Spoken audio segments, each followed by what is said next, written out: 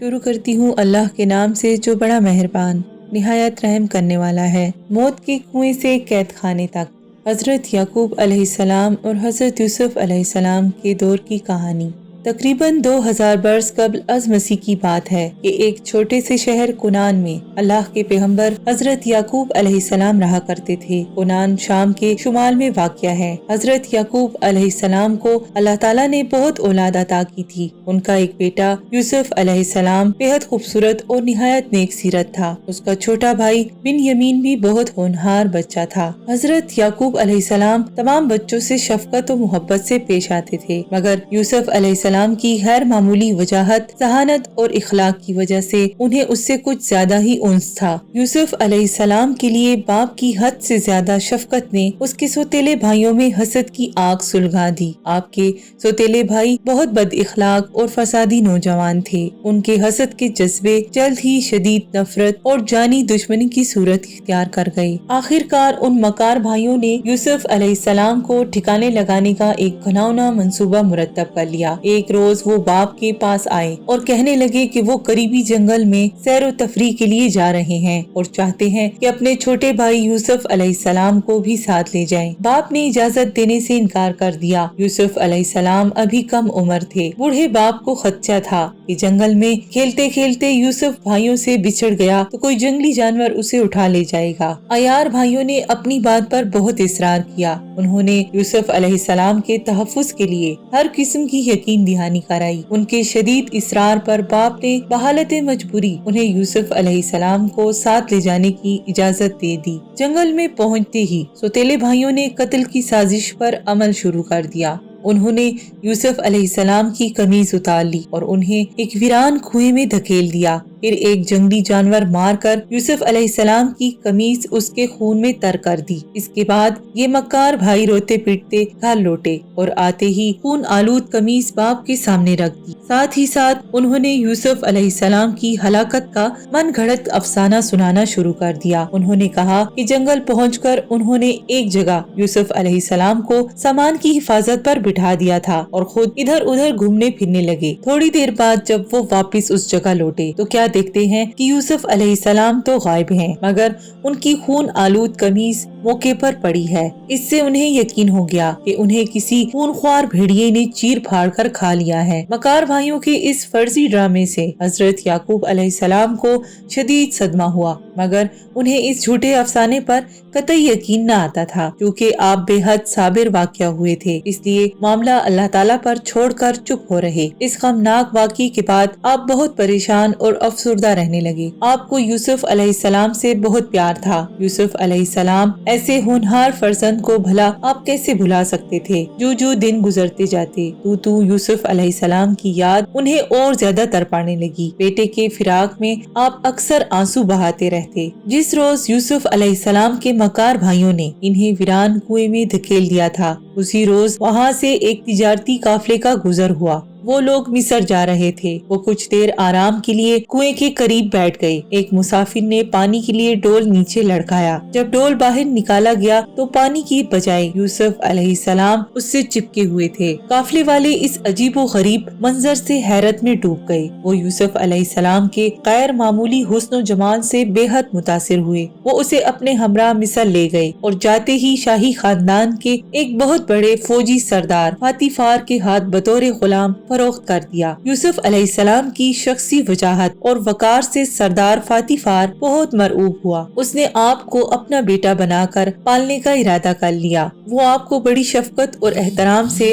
اپنی حویلی لے آیا۔ یوسف علیہ السلام سردار فاتیفار اور اس کی بیوی زلیخا کے ساتھ حویلی میں رہنے لگے۔ یوسف علیہ السلام نے سردار کے گھریلو کام کاج میں خاص دلچسپی، ذمہ داری اور دانش مندی کا ثبوت دیا۔ سردار نے خوش ہو کر حویلی کے تمام انتظامی امور ان کے سپرد کر دیے۔ سردار فاتیفار حضرت یوسف علیہ السلام کے حسن و جمال اور سیرت و کردار سے بے حد متاثر ہوا تھا۔ آپ جس فہم و فراست سے حویلی کے انتظامی امور چلاتے تھے، سردار اس سے بہت خوش تھا۔ دن بڑی عمدگی سے گزرتے چلے گئے۔ حضرت یوسف علیہ السلام حویلی میں رہائش اور اپنے روزی کے کام کاج سے بہت مطمئن تھے۔ اچانک حالات نے عجب پلٹا کھایا۔ سردار کی جوان سال اور حسین و جمیل بیوی زلیخا حضرت یوسف علیہ السلام کے حسن و جمال کے جادو میں آ کر آپ کے عشق میں گرفتار ہو گئی۔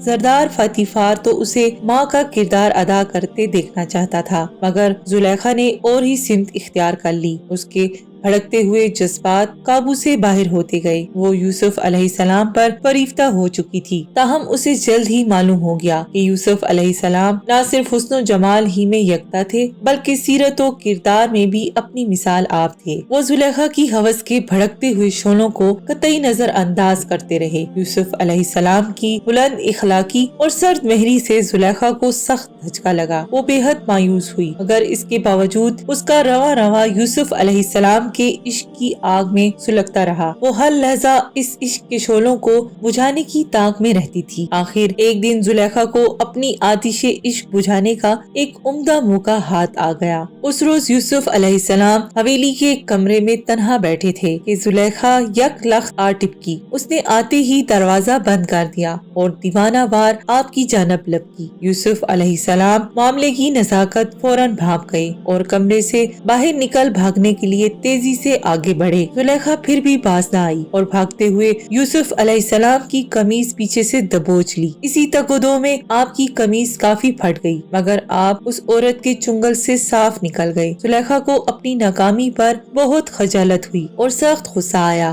مگر اس رسوائی کے بعد بھی اس نے حضرت یوسف علیہ السلام کا پیچھا نہ چھوڑا۔ اس عجیب و غریب واقعے سے ساری حویلی میں شدید ہلچل مچ گئی۔ زلیخا کے ناکام عشق کی داستان کا شہر کے گلی کوچوں میں بھی چرچا ہونے لگا۔ لوگ اس واقعے پر طرح طرح کے تبصرے کرنے لگے، رنگا رنگ افواہیں گردش کرنے لگی۔ حضرت یوسف علیہ السلام ان بے لگام باتوں سے بہت ہی پریشان ہوئے۔ ادھر زلیخا کے سینے میں عشق کے شعلے اور تندو تیز ہوتے چلے گئے۔ یک طرفہ محبت کے میدان میں اس شکست فاش سے اس کی انا اور وقار بہت بری طرح مجروح ہوئے تھے، مگر اندھے عشق کے بھڑکتے ہوئے شعلے تھے کہ سرد پڑنے کی بجائے اور زیادہ تیز ہوتے چلے جا رہے تھے۔ تنگ آ کر ایک روز زلیخا نے حضرت یوسف علیہ السلام کو کھلا کھلا دھمکی دے دی کہ اگر وہ اس کے شیطانی ارادوں کو بدستور ٹھکراتے رہے تو وہ کوئی نہ کوئی بہتان لگا کر انہیں قید کروا دے گی۔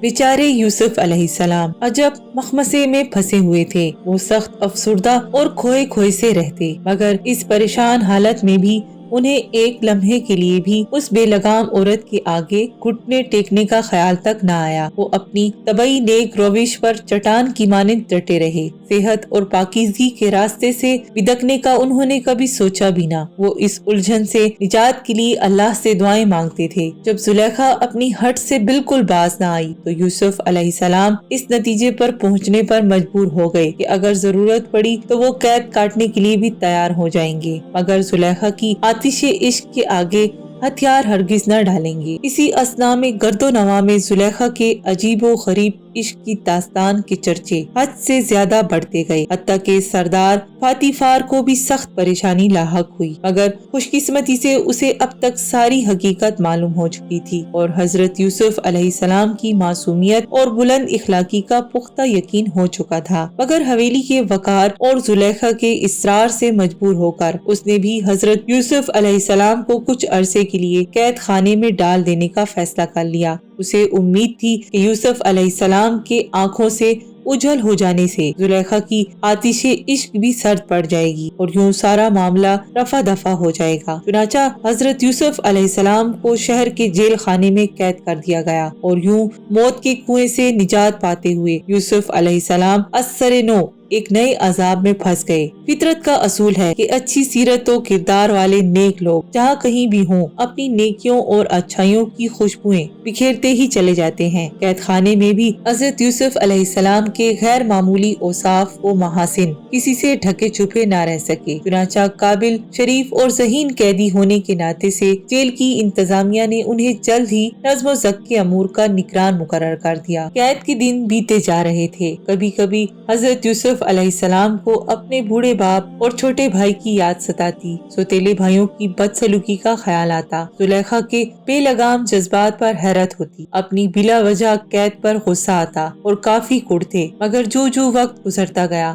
آپ صبر و شکر کر کے دن بڑی عمدگی سے گزارتے رہے۔ رفتہ رفتہ آپ جیل کے انداز حیات سے مانوس ہوتے چلے گئے۔ آپ کا بیشتر وقت جیل کے سرکاری فرائض کی ادائیگی اور ایک اللہ کی عبادت میں گزرنے لگا۔ حضرت یوسف علیہ السلام ایک طویل عرصے تک کوئی جرم کیے بغیر جیل میں قید رہے۔ جو دن گزرتے جاتے تو جیل کے باقی قیدیوں کو آپ کی نیک فطرت اعلیٰ، ذہانت اور بلند سیرت و کردار کا پتہ لگتا جاتا۔ چنانچہ جسے بھی کوئی مشکل پیش آتی، دل جوئی اور رہنمائی کی خاطر آپ کے پاس چلا آتا۔ حضرت یوسف علیہ السلام ہر ایک سے شفقت سے پیش آتے اور اس کی بلا جھجک رہبری کرتے۔ دیکھتے ہی دیکھتے سب قیدیوں اور انتظامیہ پر آپ کی فہم و فراست اور خوش اخلاقی کی دھاگ بیٹھ گئی۔ اتفاق کی بات ہے کہ انہی دنوں شاہی محل کے 2 سابق افسر بھی اسی جیل میں قید کاٹ رہے تھے۔ ایک قیدی شاہی شراب خانے کا سابق ناظم تھا اور دوسرا شاہی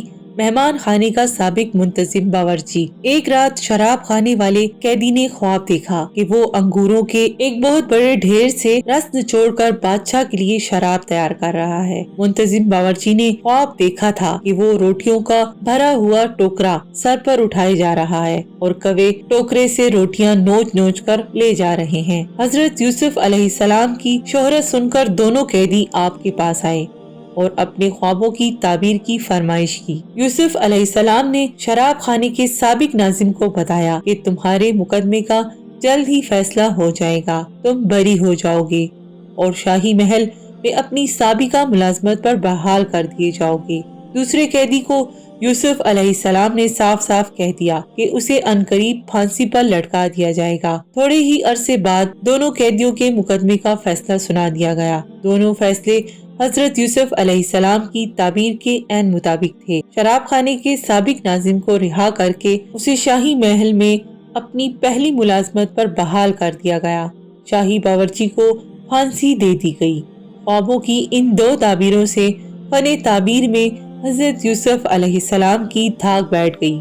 انہی دنوں مصر کے بادشاہ نے ایک عجیب و غریب خواب دیکھا۔ خواب یہ تھا کہ 7 موٹی تازی گائیں 7 دبلی پتلی گایوں کو نگل رہی ہیں اور اناج کے 7 ہرے بھرے خوشے 7 سوکھے سڑے خوشوں کے ساتھ کھڑے ہیں۔ اس عجیب و غریب خواب سے بادشاہ کو حیرت بھی ہوئی اور تشویش بھی۔ اسے خواب کا کوئی واضح مطلب سمجھ نہیں آتا تھا۔ اس نے تمام شاہی نجومیوں کو دربار میں طلب کر لیا مگر کوئی بھی تسلی بخش تعبیر نہ کر سکا۔ اس سے بادشاہ کو مزید مایوسی ہوئی اور وہ بہت افسردہ خاطر رہنے لگا۔ جب بادشاہ کی پریشانی کا چرچا عام ہوا تو قید سے رہا شدہ شاہی شراب خانے کے ناظم کو دفعتاً حضرت یوسف علیہ السلام یاد آ گئے۔ اسے پکا یقین تھا کہ یوسف علیہ السلام اپنی ذہانت اور فراست سے بادشاہ کی مشکل آسان کر دیں گے۔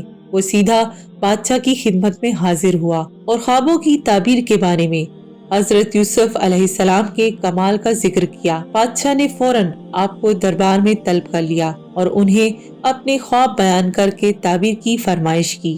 حضرت یوسف علیہ السلام نے بادشاہ سے کہا کہ آپ کا خواب بہت اہم ہے۔ اس کا تعلق آئندہ 14 سالوں میں مصر کی زرعی پیداوار سے ہے۔ پہلے 7 سال مصر میں خوب بارشیں ہوں گی جس سے کھیتوں میں غلہ افراد سے پیدا ہوگا، مگر اگلے 7 سال خشک سالی کا دور چلے گا جس سے فصلیں تباہ ہو جائیں گی اور ملک قحط سالی سے دوچار ہو جائے گا۔ حضرت یوسف علیہ السلام نے یہ بات واضح کر دی کہ بادشاہ کے خواب کا اصل مدعا یہ ہے کہ غلے کی فراوانی والے پہلے 7 سالوں کے دوران شاہی گوداموں میں فالتو اناج لبالب بھر لیا جائے تاکہ اس ذخیرہ شدہ اناج کو آئندہ 7 سالہ قحط کے دوران استعمال کیا جا سکے۔ حضرت یوسف علیہ السلام نے بادشاہ کو یقین دلایا کہ اگر فالتو اناج کی ذخیرہ اندوزی تدبر اور سلیقے سے کی جائے تو اس سے نہ صرف مصر کے لوگوں کی غذائی ضروریات بخوبی پوری ہو سکیں گی بلکہ گرد و نواح کے قحط زدہ لوگوں کی امداد بھی کی جا سکے گی۔ قیدی یوسف علیہ السلام کی باتیں سن کر بادشاہ حیرت میں پڑ گیا۔ اسے ایسا محسوس ہوا جیسے کسی نے جھنجھوڑ کر اس کی آنکھیں کھول دی ہوں۔ وہ یوسف علیہ السلام کی دانش مندی کا معترف ہو گیا۔ اس نے جیل میں بلا وجہ قید رکھے رہنے پر آپ سے معذرت کی اور آپ کی فوری رہائی کے احکام صادر کر دیے۔ جیل سے رہا ہوتے ہی بادشاہ نے حضرت یوسف علیہ السلام کو شاہی خزانے اور زراعت کے امور کا نگران وزیر مقرر کر دیا۔ وزارت کے اعلیٰ عہدے پر فائز ہوتے ہی حضرت یوسف علیہ السلام نے اپنے نئے فرائض پر संजीदगी से तवज्जो मरकूज कर दी। पहले 7 साल मिस्र के खेतों में गल्ला हैरत अंगेज फरावानी से पैदा होता रहा। हजरत यूसुफ अलैहिस्सलाम सारा मामला इस खुशउस्लूबी से चलाते रहे कि सारा फालतू अनाज शाही गोदामों में तरतीब से जमा होता रहा। पहले 7 सालों के इख्तिताम तक मुल्क के तमाम शाही गोदाम फालतू अनाज के जखीरों से लबालब भर चुके थे। ये जखीरे अगले 7 सालों में होने वाले कहत के लिए मुल्क की जरूरत से कहीं ज्यादा थे।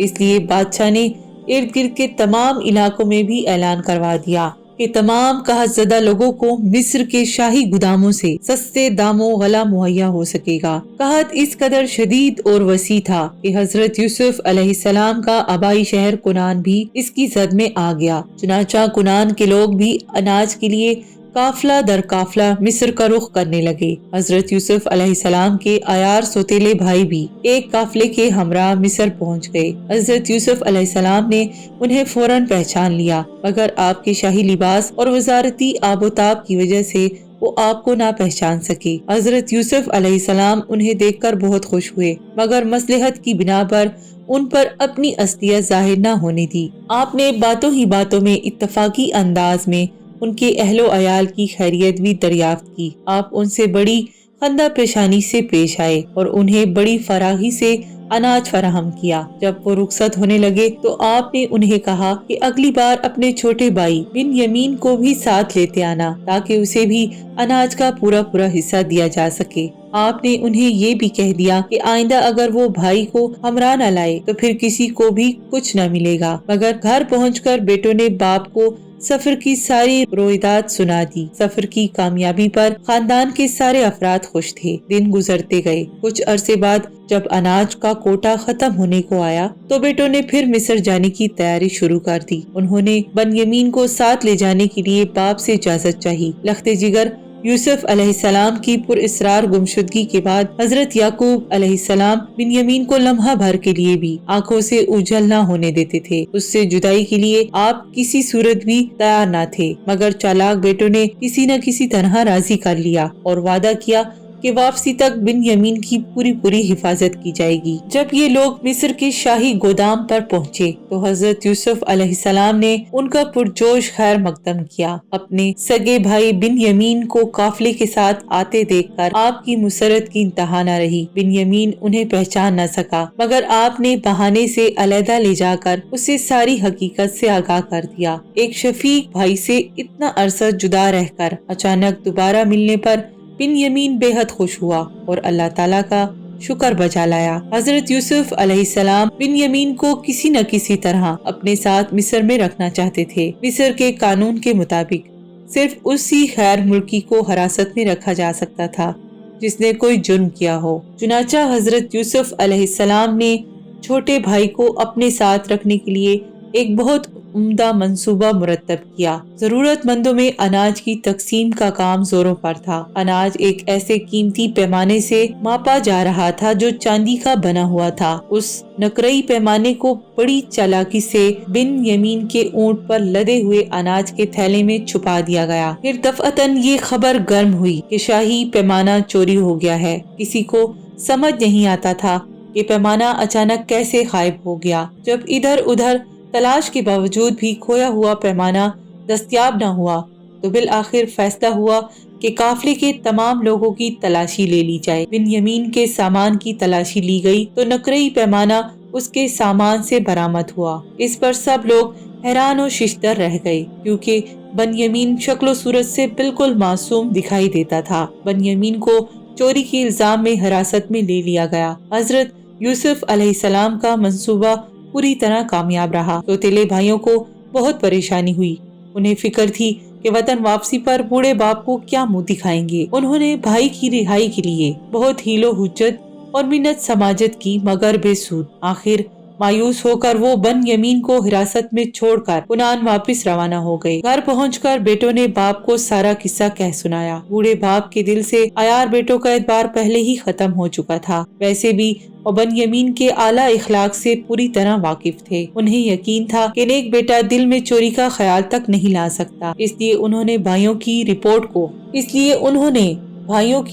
को एक और मन घड़त अफसाना तस्वुर किया। छोटे बेटे की अचानक जुदाई से بڑے بیٹے کے فراق کا پرانا صدمہ بھی پھر سے ہرا ہو گیا۔ غمزدہ باپ کی آنکھوں سے آنسوؤں کی ندیاں بہہ نکلی۔ شب و روز کے رونے دھونے سے آپ کی بینائی بالکل زائل ہو گئی۔ کافی عرصے بعد ایک دن غمزدہ باپ نے بیٹوں کو پھر مصر جانے اور بنیامین کی رہائی کے لیے تگ و دو کرنے پر مجبور کر دیا۔ چنانچہ سوتیلے بھائی تیسری بار مصر کے سفر پر روانہ ہوئے۔ مصر پہنچ کر انہوں نے حضرت یوسف علیہ السلام کو تمام واقعات سے آگاہ کر دیا۔ جب حضرت یوسف علیہ السلام نے غمزدہ باپ کا حال سنا تو وہ تڑپ اٹھے، ان کا چہرہ آنسوؤں میں ڈوب گیا۔ اس مرحلے پر آپ سے رہا نہ گیا۔ آپ نے سوتیلے بھائیوں کو اپنی اصلیت سے آگاہ کر دیا۔ سوتیلے بھائی یہ سن کر آپ کے قدموں میں گر گئے اور آپ سے اپنی سابقہ زیادتیوں کی معذرت کر کے معافی مانگنے لگے۔ حضرت یوسف علیہ السلام نے کمال فراخ دلی سے ان سب کو بلا حیل و حجت معاف کر دیا۔ حضرت یوسف علیہ السلام نے پھر اپنے سوتیلے بھائیوں کو اپنی ایک پرانی قمیص دی اور کہا کہ اسے گھر لے جا کر پیارے باپ کے چہرے پر ڈال دو، اس طرح ان کی بینائی فوراً لوٹ آئے گی۔ انہوں نے بھائیوں سے یہ بھی کہا کہ آپ باپ، اہل و عیال اور سارے حلقہ احباب کو ساتھ لے کر مصر آ جائیں اور یہیں مستقل سکونت اختیار کر لیں۔ سوتیلے بھائی حضرت یوسف علیہ السلام کے اس خیر متوقع حسن سلوک اور معافی سے بے حد خوش ہوئے۔ وہ اونٹوں کو تیزی سے ہانکتے ہوئے کنعان پہنچے اور بوڑھے باپ کو مزے لے کر سارا واقعہ کہہ سنایا۔ جب انہوں نے یوسف علیہ السلام کی قمیص باپ کے چہرے پر ڈالی تو دیکھتے ہی دیکھتے ان کی بینائی لوٹ آئی۔ حضرت یعقوب علیہ السلام خوشی سے جھوم اٹھے اور سجدہ شکر ادا کیا۔ حضرت یعقوب علیہ السلام نے مصر میں آباد ہونے کی دعوت بھی قبول کر لی۔ چنانچہ خاندان کے سارے لوگ اور ان کے تمام دوستوں کا لمبا چوڑا قافلہ کنعان سے روانہ ہوا۔ جب یہ لوگ مصر پہنچے تو حضرت یوسف علیہ السلام نے شہر سے باہر نکل کر ان کا شایان شان استقبال کیا۔ آپ نے ان کے اعزاز میں ایک شاندار ضیافت کا اہتمام کیا اور سب لوگوں نے اس عظیم ملاپ پر اللہ تعالیٰ کا شکر ادا کیا۔ مصر کے لوگ بھی اس پرمسرت ملاپ کی خبر سے بہت خوش ہوئے۔ نیل کے ڈیلٹا کے پاس ان نوآوردوں کو بڑی زرخیز زمین عطا کی گئی۔ حضرت یعقوب علیہ السلام، ان کے اہل و عیال اور سارا حلقہ احباب اس زرخیز قطعہ زمین پر آباد ہو گئے اور ہنسی خوشی زندگی گزارنے لگے۔